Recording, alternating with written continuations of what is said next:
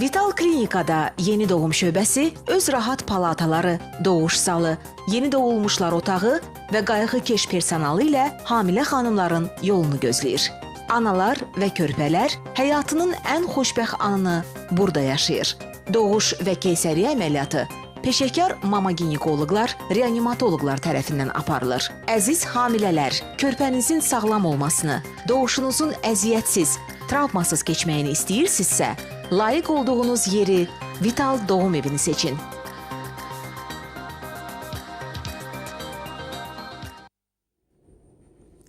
Hər vaxtınız xeyirli olsun, hörmətli tamaşaçılarımız. Xoş gördük hər birinizi. Bu buraxılışımızda biz hamiləlik və doğuş haqqında danışacağıq və studiyamızın qonağı Vital Klinikanın həkim onkoginekoloqu Səltənət Məcidovadır. Xoş gəldiniz Səltənət xanım. Xoş gördük. Səltənət xanım, son zamanlar ana ölümləri ilə bağlı xəbərlər yayılır. Sanki bilirik, xəbərlər yayılır və bu halın yayılması da müşahidə olunur. Nə ilə bağlıdır, necə düşünürsünüz?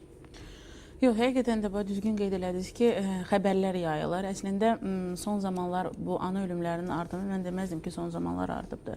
Çünki kütləvi informasiya vasitələri, televiziya, internet vasitəsilə biz bu xəbərlərin son zamanlar daha çox yayıldığını görürük. Yəni, əvvəlki illərdən fərqli olaraq bu artıq daha çox insanlara bu xəbərlər çatdırılır deyə bizə sanki elə gəlir ki, belə halların artması müşahidə olunur. Yox, əslində, bu tibbin inkişafı ilə əlaqədar bu faiz statistikaya görə qat-qat azaldılıbdır. Və çox əfsuslar olsun ki, qeyd etmək istəyirəm ki, bax, belə halları daha çox həkimlərin belə deyək, diqqətsizliyi, savadsızlığı ilə əlaqələndirirlər. Yəni, bir qədər bax, belə halların olmasının qarşısını almağı yaxşı olardı.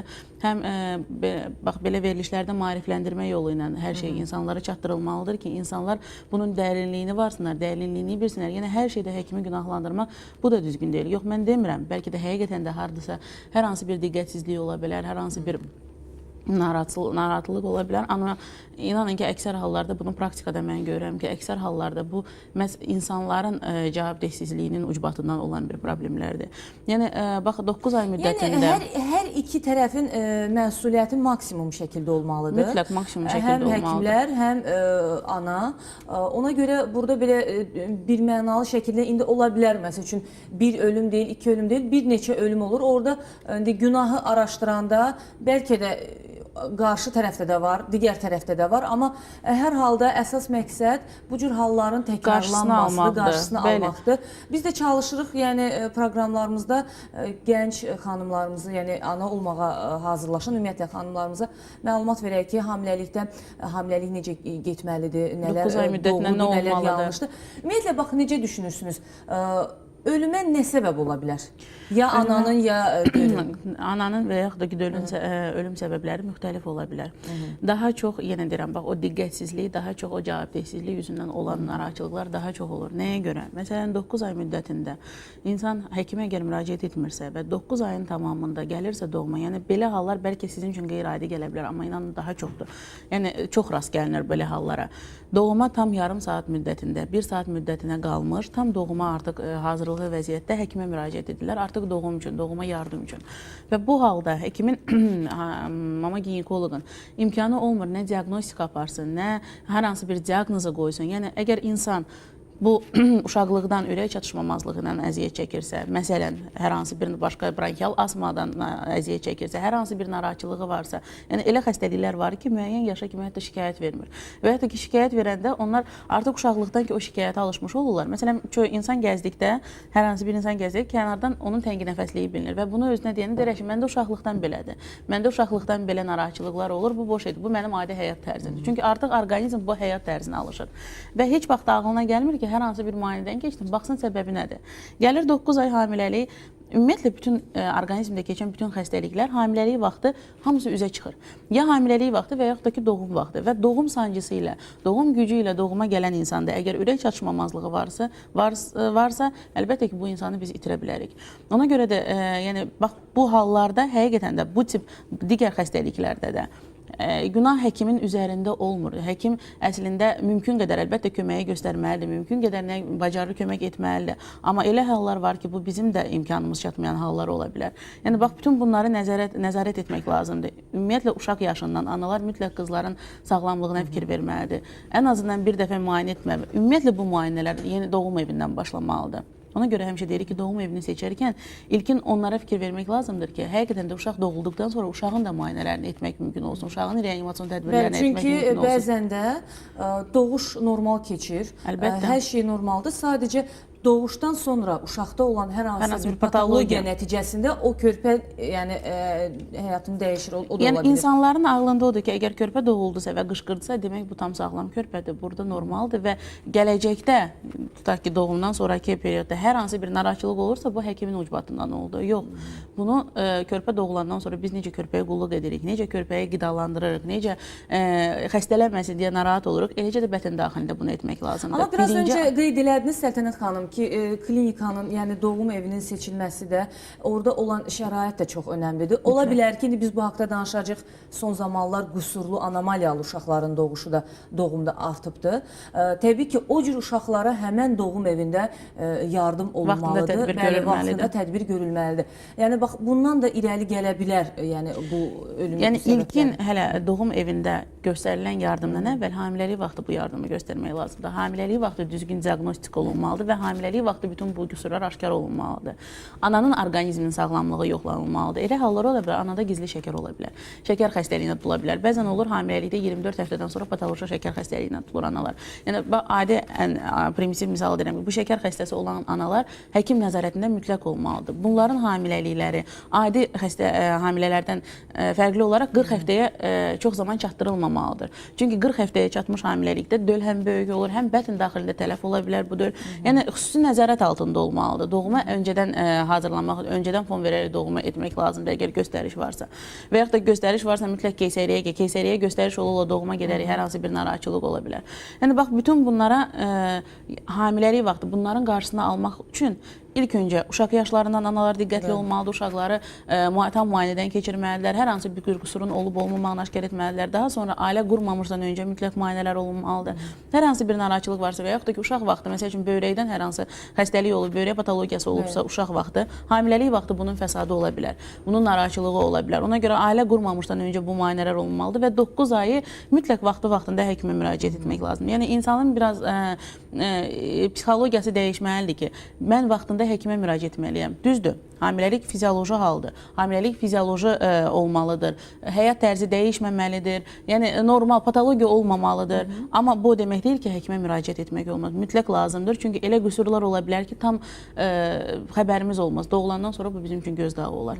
Yəni ona görə bunların qarşısında almaq. Anada olmasa, döldə də bəzi problemlər ola bilər. Özünü göstərə bilər əlbəttə. Onun ana bətnində qarşısını almaq mümkündür və ya yox. Amma mən maraqlıdır ki, nəyə görə son zamanlar qüsurlu, anomaliyalı və ya nevroloji xəstəliklərlə doğulan uşaqların sayı artıb. Bu nəyə bağlıdır? Genetik səbəbdən daha çox irəli gəlir, ya qohum evlilikləri, yəni nədən irəli gəlir? Həqiqətən də, bax, son zamanlar bununla mən sizlə razıyam ki, həqiqətən də qüsurlu uşaqların sayı artıbdır, nevroloji uşaqların sayı artıbdır. Çünki klinikamızda bax, bu nevroloji uşaqların müayinəli olduqda çox müraciətlər olur. Görürük ki, xəstə uşaqların sayı artıbdır. Bu nədən irəli gəlir? Bu birinci növbədə, ilk növbədə ondan irəli gəlir ki, bax, bayaq dediyim elə əsas səbəblərdən biri hamiləlik vaxtı düzgün diaqnostika olunmur. Vaxtında lazım olan diaqnostikalar olunmur. Xanımlar qaçırlar bu diaqnostikadan. Adi bir hamiləyə ekokardioqrafiya, kardioqramma dedikdə, hətta o müayinədən də qaçmağa üstünlük verilir ki, mənim ürəyim tam sağlamdır, məndə hər şey normaldır, heç bir narahatçılığım yoxdur. Yəni, mən tam sağlamam, mənə bu müayinəyə ehtiyacım yoxdur. Yəni, ona görə də, bax, bu qüsurlu uşaqların doğulmağının qarşısını almaq üçün birinci növbədə diaqnostika. Həkim ginekoloq müayinəsi 9 ay ərzində diaqnostika, hər hansı bir kiçik bir narahatçılıq olduqda belə, əgər müalicəyə məsləhət görülürsə, müalicəyə ehtiyac varsa, mütləq bu müalicə olunmalıdır. Öncədən ailə qurmamışdan öncə cinsi infeksiyalar, daha çox bu qüsura səbəb olan səbəblərdən biri cinsi infeksiyalardır. Qanda olan zooinfeksiyalarda uşağa infeksiyalaşdıran, dölü infeksiyalaşdıran, bətn daxilində infeksiyalaşmasına səbəb olan infeksiyalardır. Yəni bunlar yoxlanılmalıdır və ehtiyac olursa mütləq müalicə olunmalıdır. Hətta mən deyərdim, hamiləlikdən öncə müalicə olunub, daha sonra hamilə qalmalıdır xanım. Belə, hörmətli tamaşaçılarımız, hamiləlikdə baş verəcək belə deyək, patologiyalar haqqında danışırıq və studiyamızın qonağı Vital Klinikanın həkim-onko-ginekologu Səltənət Məcidovadır. Səltənət xanıma suallarınız varsa, o zaman 562-1648 nömrəsinə zəng edə bilərsiniz. Səltənət xanım, bir mənalı şəkildə, hətta mən deyərdim ki, hamiləliyi planlaşdıran bir qadın öncədən, yəni siz özünüz qeyd elədiniz, öncədən onun orqanizmasının sağlam olub-olmamasını mütləq bir müayinəsini aparmalıdır və müəyyən etməlidir. Artıq ondan sonra hamiləlik baş verdikdən sonra da bir mənalı şəkildə 9 ay nəzarətdə olmalıdır. Əlbəttə, 8 ay hamilə qalır və 8 aydan sonra bətn daxilində bu dölü tələf etmək insan üçün necə psixoloji təsir edəcək, bu qadına necə psixoloji təsir edəcək, artıq ikinci həmiləlik vaxtında qorxular əmələ gələcək xanımda. Onun üçün bax bunun qarşısını almaq lazımdır.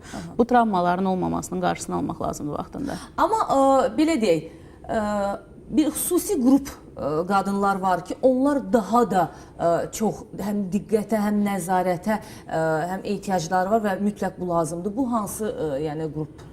Əlbəttə, həqiqətən də elə xəstəliklər var ki, hamiləlik vaxtı xüsusi risk qrupuna aiddirlər.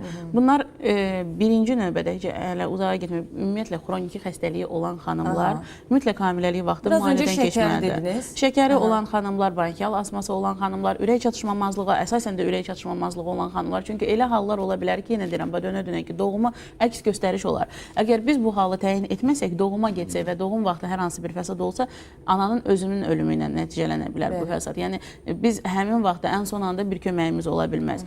Daha sonra infeksiyası olan xanımlar ola bilər, həqiqətən də doğum yolunda hər hansı gerbitik infeksiyalardır, kandida, bax, belə infeksiyalarda əgər müalicə olunmayıbsa, bu zamanda doğum xüsusi həkimin nəzarəti altında aparılmalıdır. Sonra qanında gepatit virusu olan xanımlar. Bax, bu gepatit virusu olan xanımlar mütləq müəyyən bir müayinələrdən keçmək vacib şərtdir. Bu yaxınlarda bir xanım müraciət etmişdi və deyir ki, mənim qızımın laxtalanmasında problem var, narahatçılıq var.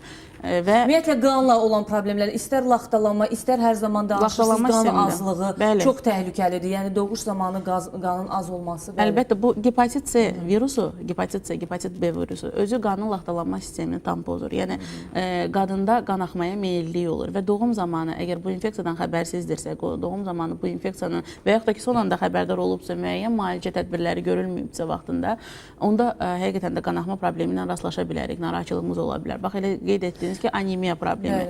Anemiyası olan xanımlar xüsusi nəzarət altında olmalıdır. Ümumiyyətlə, hamiləlik zamanı xanımlarda anemiya müşahidə olunur. Yəni, qanın azlığı müşahidə olunur. Bu, immunitetin bəlkə də bir qədər aşağı düşməsi ilə həm orqanizmimizdə canlı orqanizmin olması ilə əlaqədardır, yəni qidalanmamızla əlaqədardır. Mütləq ona görə xanımlar qidalanmaya fikir verməlidirlər 9 aya. Bax, xanımlara həmişə məsləhət görürük, meyvə şərələri deyirəm, bu sizin üçün deyil, bu körpəniz üçündür. Siz tək özünüzü qidalandırmırsınız, körpəni qidalandırırsınız. Bu vacib şərtdir, bu olmalıdır.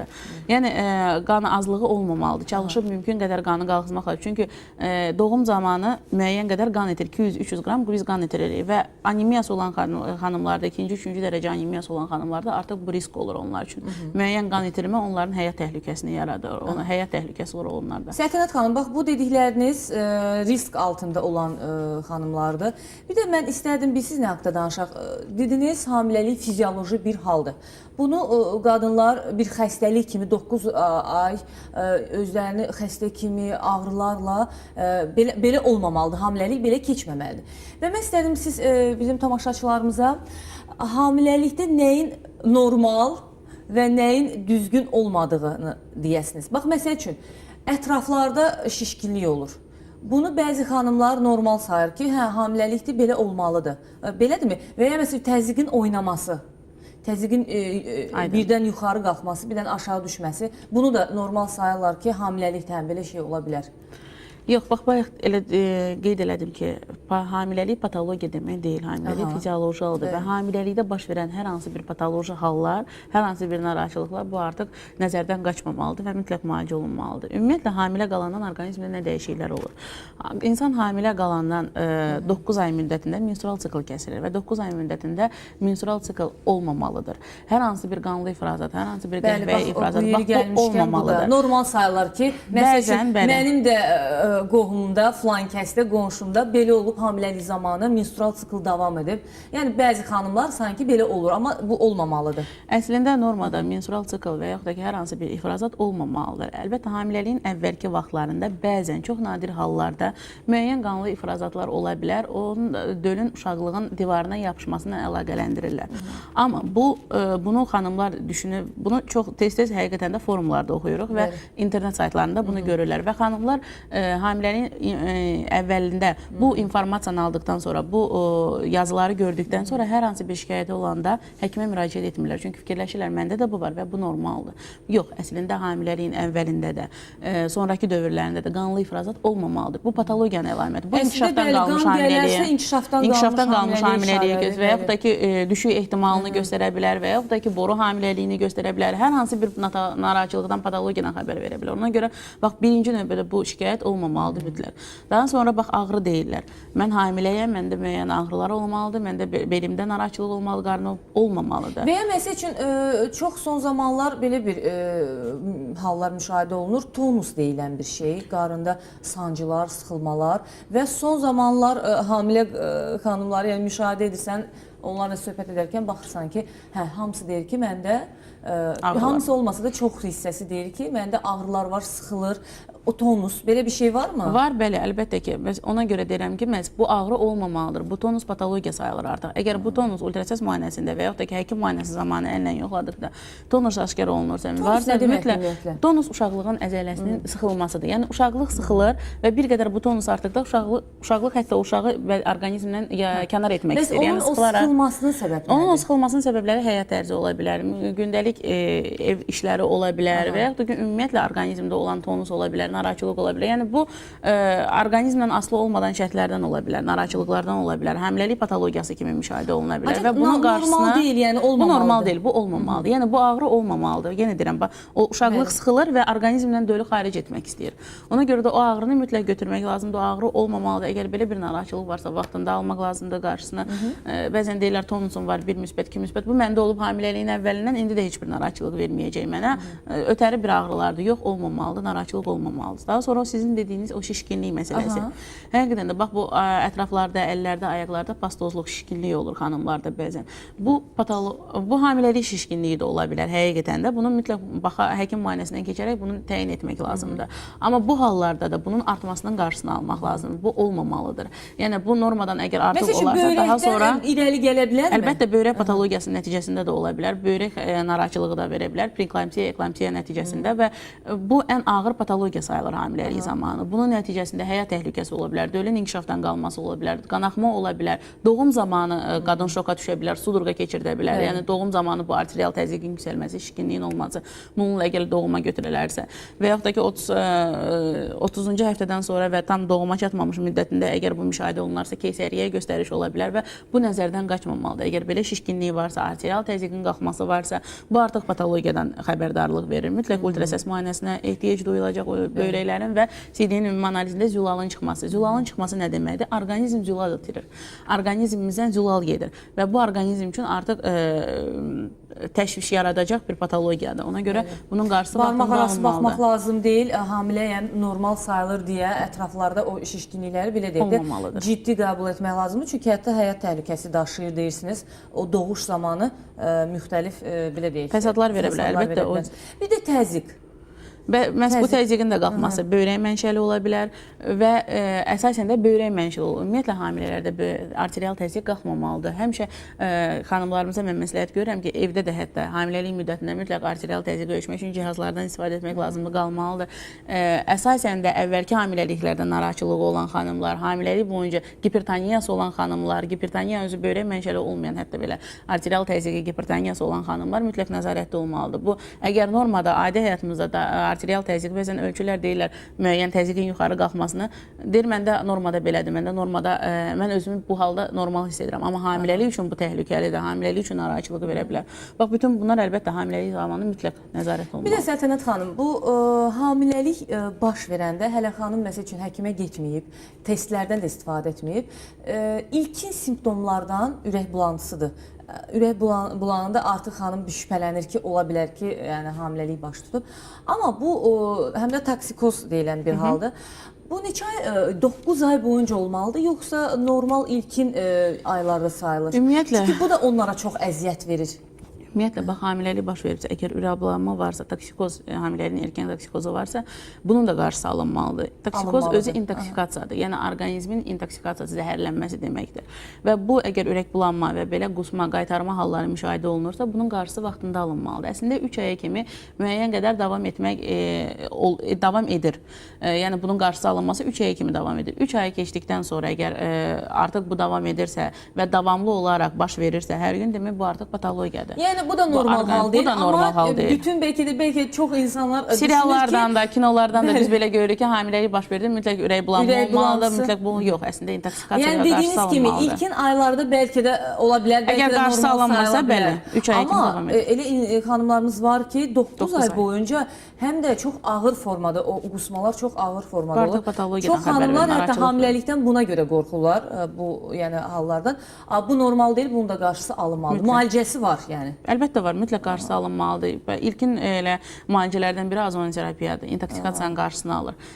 Xanımlar ümumiyyətlə hamiləlik vaxtında azoniterapiyadan keçməkləri məsələ. Bayaqdan o adları çəkdiyimiz o infeksiyalardır, cinsi infeksiyalardır, qanda olan zooinfeksiyalardır, uşağı infeksiyalaşdıran hər hansı bir infeksiyalar, əgər qanda aşkar olunubsa varsa, mütləq azon müalicəsindən istifadə edilir. Yəni, dərman preparatlarının, antibiotikların istifadəsindən mümkün qədər az istifadə etsinlər. Yəni, bunun özünün, belə deyək, toksiki təsiri var dölə. Bu özü teratogen təsiri var dölə, özü zəhərləndirə bilər dölə antibiotiklar. Ona görə mümkün qədər daha... Yəni, məsəl üçün, bax, elə döldə doğuşdan sonra hər hansı bir qüsurun olması, düzdür, daha ciddi səbəblərdən olar, məsələn, infeksiyalardan dediniz ola bilər. Amma belə cüzi problemlərdən də baxırsan ki, böyük problem yarana bilir. Ona görə belə halda varsa və ya məsəl üçün mədə ilə bağlı problemlər çıxır, izjoqa deyilən bir hal olur. Onu da normal qəbul edirlər. Hətta bəzi fikirlər söyləyirlər. Uşağın saçlarının çox olması ilə bağlı bunu əlaqələndirlər. Amma məncə belə deyil. Yox, hamiləliyin şikayətlərindən biri də həqiqətən mədədə qıcqırma, mədədə yandırma olur. Bunu da əslində həkim nəzarəti olsa və müalicə olunsa, bu şikayət də olmayacaq və xanımları narahat etməyəcək əlbəttə ki. Mütləq vaxtında müayinə olunmalıdır xanım. Yəni, mən bu sualları sizə niyə verdim? Bəlkə də bu xanımlarımızın, belə deyək, çoxsunun keçirdiyi hallardır. Sadəcə onlar gəncdirlər, bilmirlər, eləsinin var ki, ilk hamiləliyidir. Düşünürlər ki, bu normaldır və mən bu əziyyəti 9 ay çəkməliyəm. Yəni, çəkməməlidir. Yox, heç bir əziyyət olmamalıdır, patoloji hal olmamalıdır, fizioloji keçməlidir. Və baxın, bir şeydə nəzərinizə çatdırım, buna da çox tez-tez rast gəlirik. Bəzən hamiləlik vaxtı çatıbdır və hamiləlik xanım doğum vaxtı çatıb və doğum olmalıdır. Hamiləlik gecikir. Müəyyən gün gecikir və gecikməklə və xanımlar bunu çox adi qəbul edirlər.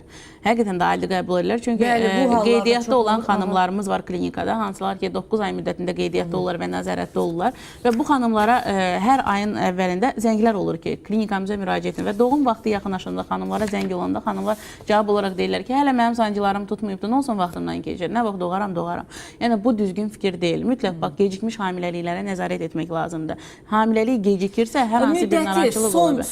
39-40 həftədən xanım doğum etməlidir. Artıq körpə dünyaya gəlməlidir və 40 həftəni keçirsə və 40 həftədən artıq ötürsə, mütləq müayinə olunmalıdır. Mütləq hər hansı bir patologiya olub-olmamağını, bətn daxilində inkişafdan qalmağı ola bilər, narahatçılıq ola bilər. Mütləq bu aşkar olunmalıdır. Yəni, hamiləliyin gecikməyinə imkan yaratmaq lazımdır, qoymaq lazımdır. Həkimə müraciət etmək lazımdır ki, həkim düzgün tədbiri görsün. Belə, Səltənət xanım, təşəkkür edirəm maraqlı məlumatlarınız üçün. Hörmətli tamaşaçılarımız, biz hamiləlikdə baş verən, belə deyək, patologiyalar haqqında danışdıq və studiyamızın qonağı Vital Klinikanın həkim onkoginekologu Səltənət Məcidovadır. Hörmətli tamaşaçılarımız, sağlıqla proqramını siz həmçinin Xəzər FM 103 dalğasında da dinləyə bilərsiniz. Orada da çox maraqlı mövzularla mütəxəssislərimizlə birlikdə sizin qarşınızda oluram. Odur ki, oradan da bizi mütləq dinləyin. 15:30-da görüşmək ümidi ilə sizinlə ayrılıram. Sağ olun, sağlıqla qalın. Vital Klinikada yeni doğum şöbəsi, öz rahat palataları, doğuş salı, yeni doğulmuşlar otağı və qayğıkeş personalı ilə hamilə xanımların yolunu gözləyir. Analar və körpələr həyatının ən xoşbəxt anını burada yaşayır. Doğuş və keysəriyyə əməliyyatı peşəkar mama ginekoloqlar, reanimatoloqlar tərəfindən aparılır. Əziz hamilələr, körpənizin sağlam olmasını, doğuşunuzun əziyyətsiz, travmasız keçməyini istəyirsinizsə, layiq olduğunuz yeri Vital Doğum Evini seçin.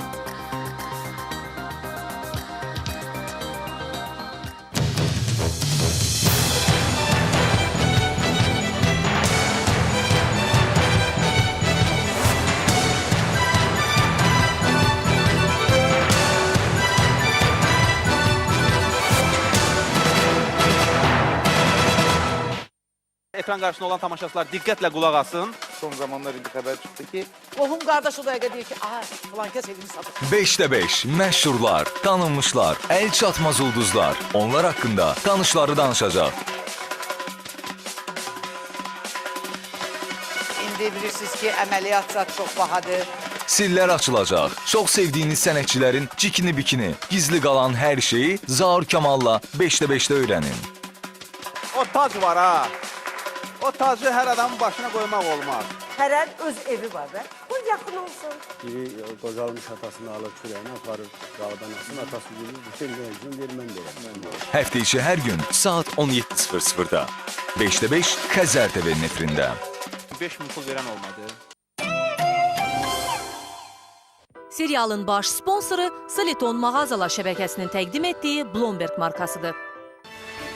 Nə olur olsun, mən bu məsələnin axırına çıxacağam. Kod məsələsi nədir? Mən öyrənəcəm. Həyatda bir boyunbağı var. Həmin boyunbağının içində bir şəkil var.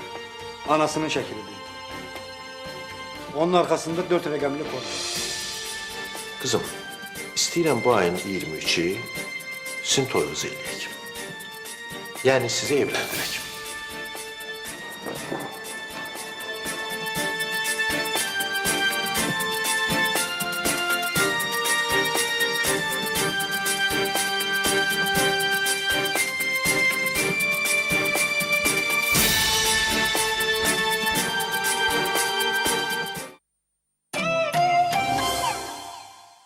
kes səsini! Qutardı sənin azadlığın, bitti! Bundan sonra oturursan evin küncündə! Mən bunun altında qalmaram. Hər şey qarşılıqlıdır. Qulaq as. Bax, sən özün görsən ki, bu məsələdə mən də onun arxasında durmadım. Sən hayf ki, içmişdim, Özüm ölümü ona göstərəcəkdim yoxsa. Əməlli başlı çıxdı.